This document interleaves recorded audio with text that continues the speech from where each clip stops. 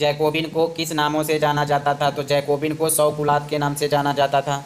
सौ कुलात का शाब्दिक अर्थ क्या होता था? तो सौ कुलात का शाब्दिक अर्थ होता था बिना घुटनों वाली। सौ कुलात का पुरुष किस रंग का टोपी पहनते थे? तो सौ कुलात का पुरुष लाल रंग की टोपी पहनते थे। लाल रंग की टोपी किसका प्रतीक था? तो स्वतंत्रता का प्रतीक था। महिलाओं को अधिकार था लाल रंग टोपी पहनने का? नहीं, महिलाओं को लाल रंग टोपी पहनने का अधिकार नहीं था। कॉन्वेंट का अर्थ क्या होता है? तो कॉन्वेंट का अर्थ वह होता था जहाँ धार्मिक जीवन को समर्पित समूह की इमारत होती थी, यानी धार्मिक जीवन को समर्पित समूह की इमारत होती थी, उसको कॉन्वेंट कहा जाता था। नानीन वाले लिबर्टी किससे संबंधित थे? तो नानीन वाले लिबर्टी जो महिला चित्रकारी से संबंधित थे। नानीन वाले लिबर्टी किससे संबंधित थे? तो महिला चित्रकारी से। जैकोबिनों ने हिंसक विद्रोह की योजना कब बनाई थी? तो जैकोबिनों ने हिंसक विद्रोह की योजना गर्मी में 1792 ईस्वी में बनाई थी। कब बनाई थी? गर्मी में 1792 ईस्वी में। जैकोबिनों के इस विद्रोह का क्या कारण था? तो जैकोबिनों के इस विद्रोह का कारण था महंगाई एवं अभाव से नाराज पेरिसवासी। जैकोबिन किसके साथ मिलकर विद्रोह की योजना बनाई? तो पेरिस वासियों के साथ। जैकोबिनों ने पेरिस वासियों के साथ मिलकर यह योजना बनाई थी। जैकोबिनों और पेरिस वासी कहाँ पर और कब हमला किया? तो ट्यूलेरिए के महल पर। कहाँ पे? ट्यूलेरिए के महल पर 10 अगस्त 1792 को। 10 अगस्त 1792 को ट्यूलेरिए के महल पर जैकोबिनों और पेरिस वासियों ने हमला किया। इस युद्ध का क्या परिणाम रहा? तो इस युद्ध में राजा के रक्षक को मार डाला गया। राजा को कई घंटों तक बंदी बनाया गया। असेंबली में शाही परिवार को जेल में डालने का प्रस्ताव पारित किया गया। नए चुनाव कराए गए। 21 वर्ष से ऊपर के सभी पुरुषों को वोट देने का अधिकार दिया गया। संपत्ति हो या नहीं हो, यह अधिकार इनको मिल गया था। नए निर्वाचित असेंबली को क्या नाम दिया गया? तो नए निर्वाचित असेंबली को कन्वेंशन नाम दिया गया था। नवनिर्वाचित असेंबली ने क्या किया? तो नवनिर्वाचित असेंबली ने 21 सितंबर 1792 को राजतंत्र का अंत कर दिया और फ्रांस को गणतंत्र घोषित किया गया। फ्रांस को गणतंत्र कब घोषित किया गया? तो 21 सितंबर 1792 को फ्रांस को गणतंत्र घोषित किया गया। कब? 21 सितंबर 1792 को। लुई 16वां किसके द्वारा सजा दी गई? तो लुई 16वां को न्यायालय द्वारा देशद्रोह के मामले में दोषी पाया गया था। लुई 16वां को फांसी कब दी गई थी? तो लुई 16वां को 21 जनवरी 1793 को प्लेस डी ला कॉनकॉर्ड में दी गई थी। कहाँ पे? प्लेस डी ला कॉनकॉर्ड में दी गई थी। कब? 21 जनवरी 1793 को। बाद में एंटी एनेथ को कब फांसी दी गई? तो 16 अक्टूबर 1793 में दी गई थी। आतंक का युग का समय कब से कब तक माना जाता है? तो 1793 से 1794। रोबेस्पियर ने कौन सी नीति अपनाई थी? तो रोबेस्पियर ने नियंत्रण एवं दंड की सख्त नीति अपनाई थी। मोस्ट इंपॉर्टेंट क्वेश्चन की रोबेस्पियर ने कौन सी नीति अपनाई थी? तो रोबेस्पियर जो था उसने नियंत्रण एवं दंड की सख्त नीति अपनाई थी। रोबेस्पियर ने कानून बनाकर क्या किया? तो रोबेस्पियर ने कानून बनाकर मजदूरी एवं कीमतों की अधिकतम सीमा तय कर दी। मजदूरी और कीमतों की अधिकतम सीमा क्या कर दी? तय कर दी। किसानों को किस प्रकार बाध्य किया गया? तो किसानों को अपने अनाज शहर में ले जाकर सरकार द्वारा तय नियम पर बेचने के लिए बाध्य किया गया। किस खाद्य पदार्थ की राशनिंग कर दी गई? तो गोश्त और पाव रोटी की राशनिंग कर गई थी। किस पर रोक लगा कर दी गई? तो महंगे सफ़ेद आटे पर रोक लगा दी गई। यानी किस पर रोक लगा दी गई? तो महंगे सफ़ेद और आटे पर रोक लगा दी गई और गोश्त एवं पाव रोटी की राशनिंग कर दी गई। बराबरी का प्रतीक किसे माना गया? तो बराबरी का प्रतीक साबुत बारीक गेहूं को, साबुत गेहूं से बने समता रोटी को क्या माना गया? तो बराबरी का प्रतीक माना गया। किसको? साबुत गेहूं से बने समता रोटी को। खाने की चीज़ों के अलावा किसमें बराबरी की बात की गई? तो बोलचाल और संबोधन में। मंसूर के लिए क्या शब्द प्रयोग होने लगा? तो मंसूर के लिए महाशय क्यों बोला जाने लगा? तो सियोतेन जो होते थे, सियोतेन को नागरिक, पुरुष के लिए फ्रांसीसी में, यानी कि नागरिक के लिए क्या बोला जाने लगा? तो सितोयन बोला जाने लगा। ठीक है। मादम को महोदया जाने लगा। मदाम को महोदया की जगह क्या बोले जाने लगा? तो सितोयन बोला जाने लगा। यानी जो पहले मंसूर या महोदय बोला जाता था उसकी जगह क्या बोला जाने लगा? तो सितोयन बोला जाने लगा। और माडम या महोदया की जगह सिटोइन या नागरिक स्त्री के लिए बोला जाने लगा। रोबेस्पियर की नीतियों से कौन परेशान होने लगे? तो रोबेस्पियर की नीतियों से जनता परेशान होने लगी थी। रोबेस्पियर को न्यायालय द्वारा कब फांसी दी गई? तो रोबेस्पियर को न्यायालय द्वारा 1794 ईस्वी जुलाई में, यानी कि रोबेस्पियर को फांसी दी गई जुलाई 1794। किसके द्वारा? न्यायालय द्वारा फांसी दे दी गई। कैमिल डेसमांकिन्स कौन था? कैमिल डेसमांकिन्स कौन था? तो एक क्रांतिकारी पत्रकार था। कौन? कैमिल डेसमांकिन्स को फांसी कब दी गई थी? तो 1793 ईस्वी में कैमिल डेसमांकिन्स को फांसी दी गई थी। इसने आतंक राज के बारे में अपने अखबार में लिखा था। स्वतंत्रता, सुख शांति है, विवेक है, समानता एवं न्याय है, यह अधिकारों की घोषणा पत्र है। यह बात किसने लिखी थी? तो कैमिल डेसमांकिन्स ने लिखी थी। जैकोबिन के पतन के बाद सत्ता किसके पास आ गई? तो मध्य वर्ग के सम्मान के तबके के पास आ गई थी। मध्य वर्ग के जो संपन्न लोग थे, इस वर्ग के शासन को क्या कहा जाता था? तो डायरेक्टरी शासन कहा जाता था। नए संविधान के तहत मताधिकार में कोई शर्मा नए संविधान के तहत मताधिकार में क्या बदलाव आए थे? तो फिर से संपत्ति विहीन मताधिकार से वंचित कर दिया गया। नए संविधान के तहत कितनी चुनी गई विधान परिषद का प्रावधान था? तो नए विधान के तहत दो दो नई विधान परिषद का प्रावधान किया गया था। कौन कौन सी? एक निचली सदन, एक उचली सदन थी। ये निचली सदन किसकी थी? तो बड़ी वरिष्ठ सदस्य की थी। कितने सदस्य थे? 250 सदस्य थे। और पहली सदन जो थी उसमें 500 सदस्य थे। इस संविधान परिषद ने कितने सदस्यों वाली एक कार्यपालिका की नियुक्ति की थी? 5 सदस्यों वाली एक कार्यपालिका की नियुक्ति की थी। इस कार्यपालिका को क्या नाम दिया गया था? तो डायरेक्टरी नाम दिया गया था। कितने सदस्य थे? तो 5 सदस्य थे। जैकोबिन को कार्यपालिका कितने व्यक्ति केंद्रित था? तो जैकोबिन के अनुसार जैकोबिन की जो कार्यपालिका थी वह एक व्यक्ति पर केंद्रित थी। कितने व्यक्ति पर केंद्रित थी? तो एक व्यक्ति पर केंद्रित थी। डायरेक्टरी का झगड़ा अवसर किसके साथ होता? तो विधान परिषद के साथ होता था। डायरेक्टरी का झगड़ा अवसर में किसके साथ होता था? तो विधान परिषद के साथ होता था। विधान परिषद क्या करने की चेष्टा करता था?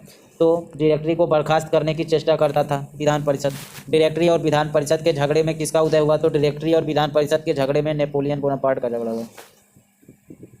नेपोलियन ने खुद को फ्रांस का सम्राट कब घोषित किया? तो नेपोलियन ने खुद को फ्रांस का सम्राट 1804 में घोषित किया। नेपोलियन ने क्या किया था? नेपोलियन ने पड़ोस के यूरोपीय देशों की विजय यात्रा शुरू की। पुराने राजवंश को हटाकर नए राजवंश की स्थापना की। इनमें से नए साम्राज्य को अपने खादानों के हाथों में बागडोर दे दी, यानी कि साम्राज्य को अपने खानदान के हाथों में बागडोर दे दी। निजी संपत्ति की सुरक्षा के लिए कानून बनाए गए और दशमलव पद्धति पर अधिकार नापतोल की एक खोज की गई। नेपोलियन अपने आप को किसका अग्रदूत मानता है? तो नेपोलियन अपने आप को यूरोप के आधुनिकीकरण का अग्रदूत मानता है। यानी यूरोप के आधुनिकीकरण का अग्रदूत किसे कहा जाता है? तो नेपोलियन को कहा जाता है। नेपोलियन की यह उपाधि किसने दी थी? तो यह उपाधि स्वयं को दी थी। स्वतंत्रता और जनवादी विचार फ्रांस में यूरोपीय कब तक गया? तो 19वीं सदी में। राजा राम मोहन राय किस घटना से ज़्यादा प्रभावित थे? तो राजा राम मोहन राय फ्रांस की जुलाई 1830 क्रांति से राजकुमार राजा राम मोहन राय की जगह पर केंद्रीय कार्य तिरंगे देखने के लिए केप टाउन इंग्लैंड में आया था। Notes on the Bengal renaissance के लेखक कौन है? Notes on the Bengal renaissance के लेखक 1946 में इसके लेखक हैं बरसाइत। इसके लेखक हैं सुशोभन सरकार। सुशोभन सरकार ने कौन सी पुस्तक लिखी? तो notes on the Bengal renaissance. कब लिखा था? 1776 ईस्वी में। बरसाए की ओर महिलाओं ने कब कूच किया था? तो बरसाए की ओर महिलाओं ने 5 अक्टूबर 1789 को कूच किया था। 5 अक्टूबर 1789 को महिलाएं पेरिस से बरसाए जाकर किसको लेकर आती हैं? तो राजा को। यानी कि जो 5 अक्टूबर 1789 को महिलाएं पेरिस से बरसाए जाकर किसको लेकर आती हैं? तो राजा को लेकर आती हैं। फ्रांस में महिलाओं के कितने क्लब अस्तित्व में थे? तो फ्रांस में महिलाओं के 60 क्लब अस्तित्व में थे। महिलाओं का मशहूर क्लब कौन सा था? तो महिलाओं का मशहूर क्लब था the society of revolutionary and Republic women. इस क्लब की स्थापना की क्या मांग थी? तो इस क्लब की स्थापना की मांग थी राजनीतिक महिलाओं को पुरुषों के समान अधिकार दिया जाना चाहिए। महिलाओं को पुरुषों के समान अधिकार मिलने की चाहत संविधान सभा की किस बात में मनु? संविधान के किस बात में मनु?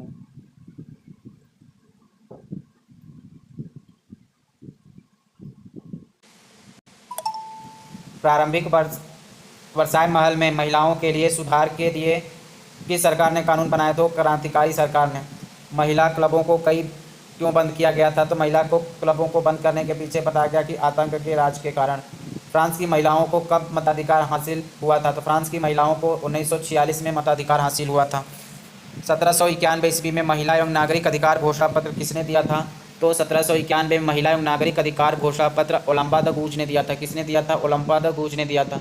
ओलंब द गूज ने क्या घोषणा पत्र दिया था? तो ओलंबा द गूज ने किसके पास भेजा गया था? तो ओलंबा गूज ने यह घोषणा पत्र महारानी और नेशनल असेंबली के सदस्य के पास भेजा था।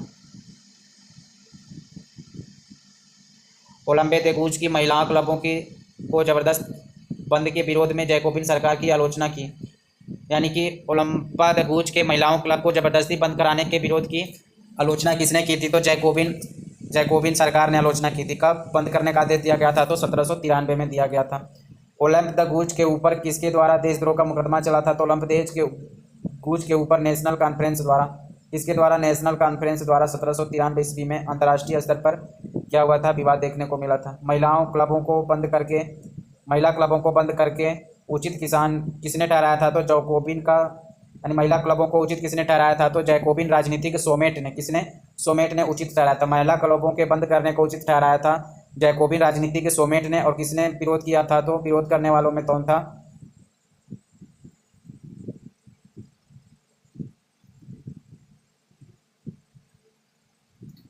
फ्रांसीसी उपनिवेश में जैकोबिन शासन के क्रांतिकारी सुधारों में से कौन है? तो फ्रांसीसी उपनिवेश में जैकोबिन शासन के क्रांतिकारी सुधारों में से प्रमुख कार्य शासन के क्रांतिकारी सुधारों में से प्रमुख कार्य था दास प्रथा का उन्मूलन। क्या काम था? दास प्रथा का उन्मूलन था।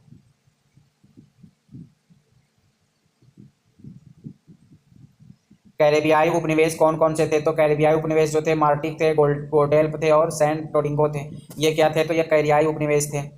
मार्टिनिक, गोडेलोप, सैन डोमिंगो किसका आपूर्ति करता है था? तो तंबाकू का, नील का, चीनी का और जलपरी का। जलपरी नहीं यार, काफ़ी का कहाँ पढ़ सो रहे हो तुम। तंबाकू, नील, चानी और चीनी है, चानी पढ़ रहे हो, चीनी को, चीनी और काफ़ी। यानी कि मार्टिनम, गुडलोप और सैन डोमिंगो में किसकी आपूर्ति थी? तो तंबाकू, नील, चीन और काफ़ी की। त्रिकोणीय दास व्यापार किसके बीच होता था? तो त्रिकोणीय दास व्यापार यूरोप, अफ्रीका और अमेरिका के बीच होता था। त्रिकोणीय दास व्यापार किसके बीच होता था? दास व्यापार या दास व्यापार? त्रिकोणीय दास व्यापार यूरोप, अफ्रीका और अमेरिका के मध्य होता था। दास व्यापार किसकी शुरुआत कब से हुई थी? तो दास व्यापार की शुरुआत 17वीं शताब्दी में हुई थी। फ्रांसीसी सौदागर अपनी जहाज वहाँ से कहाँ ले जाता है? दास व्यापार की शुरुआत कब हुई थी? तो 17वीं सदी में हुई थी। फ्रांसीसी सौदागर अपनी जहाज कहाँ से कहाँ तक ले जाते थे? तो फ्रांसीसी सौदागर जो थे अपनी जहाज बोर्दे या नांते बंदरगाह से अफ्रीका तट पर ले जाते थे। कहाँ पे? बोर्दे या नांते बंदरगाह से होते हुए शुरू करते थे और अफ्रीका के तट तक ले जाते थे। फ्रांसीसी सौदागर स्थानीय दास कहाँ से खरीदते थे? तो फ्रांस के सौदागर जो थे स्थानीय दास अफ्रीका के तट से खरीदते थे। और कौन कौन से? बोर्देया या नांते बंदरगाह से। कौन से बंदरगाह से? तो बोर्देया या नांते बंदरगाह से। यूरोपियों को अनिच्छा का मतलब क्या था? यूरोपियों की अनिच्छा का मतलब था बगानों में श्रम की कमी। क्या कहलाता है? प्राची। यूरोपियों की अनिच्छा का मतलब क्या था? कि बगानों में श्रम की कमी। यूरोपियों की अनिच्छा किससे होती थी? तो अपरिचित से, दूर देश जाने से और काम के प्रति। दासों के साथ कैसा व्यवहार किया जाता था? तो जवाब है इसका कि दागा जाता था इनको और हथकड़ियाँ पहनाकर जहाज़ों में 3 माह के लिए ठूंस दिया जाता था। दासों को जहाज की में भरकर कहाँ ले जाया जाता था? तो अटलांटिक महासागर के पार करके कैरिबियाई तक लेटा जाता है। दासों को जहाज में भरकर कहाँ से कहाँ ले जाया जाता था? अटलांटिक महासागर के पार कैरिबियाई देशों तक ले जाया जाता था। कितने माह की यात्रा करते थे लोग? तो 3 माह की यात्रा करते थे। दासों को किसके लिए बेचा जाता था? तो बगान मालिकों के लिए बेचा जाता था। दासों के कारण यूरोपीय बाजार में किस चीज़ का मांग पूरी संभव हुआ? तो चीनी, काफ़ी और नील का। चीन, काफ़ी और नील का यूरोपीय बाजार में मांग ज़्यादा हुई। किसके कारण? दासों के कारण। मोस्ट इंपॉर्टेंट क्वेश्चन, दास के कारण किस उत्पादन का बिक्री ज़्यादा हुआ? तो चीनी, काफ़ी और नील का। बोर्दे और नांते बंदरगाह केस समृद्ध नगर बन गए। कैसे समृद्ध नगर बन गए? तो दास व्यापार के कारण समृद्ध नगर बस गए। फ्रांस में दास प्रथा की जिम्मेदारी ज़्यादा निंदा कब हुई थी? फ्रांस में दास प्रथा की ज़्यादा निंदा कब की गई थी? 18वीं सदी में की गई थी। किसमें दासों की मुक्ति के लिए बहस हुई लेकिन लागू पारित नहीं हुआ? नेशनल असेंबली में। नेशनल असेंबली में कानून पारित क्यों नहीं हुए? तो क्योंकि उनके पास व्यापारिक केंद्र नहीं था उतना। व्यापारिक केंद्र की डर से नेशनल असेंबली में कानून पारित क्यों नहीं हुआ? तो व्यापारियों के डर से नहीं हो पाया। फ्रांसीसी उपनिवेश में दास मुक्ति का कानून कब पारित हुआ? तो दास मुक्ति का कानून 1794 में पास हुआ था अफ्रीकी फ्रांसीसी उपनिवेश में। कन्वेंशन ने पारित कानून कितने दिन तक लागू रहा? तो कन्वेंशन द्वारा पारित कानून लगभग 10 वर्षों तक लागू रहा।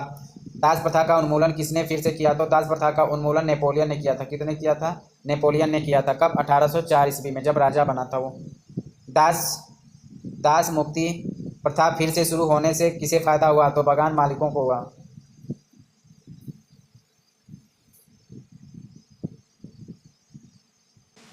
बगान मालिकों की अपनी आर्थिक लाभ के लिए किसे गुलाम बनाने की स्वतंत्रता मिल गई? तो अफ्रीकी नीगों को गुलाम बनाने की स्वतंत्रता मिल गई। फ्रांसीसी उपनिवेश से अंतिम रूप से दास प्रथा कब समाप्त किया गया था? तो फ्रांसीसी उपनिवेश से अंतिम रूप से 1848 को दास प्रथा समाप्त कर दिया गया। निग्रो कहाँ के रहने वाले थे? तो निग्रो अफ्रीका के सहारा रेगिस्तान के दक्षिण में रहने वाले स्थानीय लोग थे। वास्तविकता का विरोध विध्वंस के बाद 1789 की गर्मी में कौन सा महत्वपूर्ण कानून आया? तो सेंसरशिप की समाप्ति का कानून आया। सेंसरशिप की समाप्ति का कानून कब आया था? तो आया था 1789 में। सेंसरशिप की समाप्ति के प्रति सेंसर की समाप्ति का कानून कब आया था? तो 1789 को। सेंसरशिप की प्रचलन कब से था? तो प्राचीन राजतंत्र से था। मरा जनता को संबोधित करता रहा, इस चित्र को किसने बनाया था? तो लुई लियोपोल्ड वाइली ने बनाया था। किसने बनाया था? लुई पोल्ड वाइली ने बनाया था। मरा कौन था?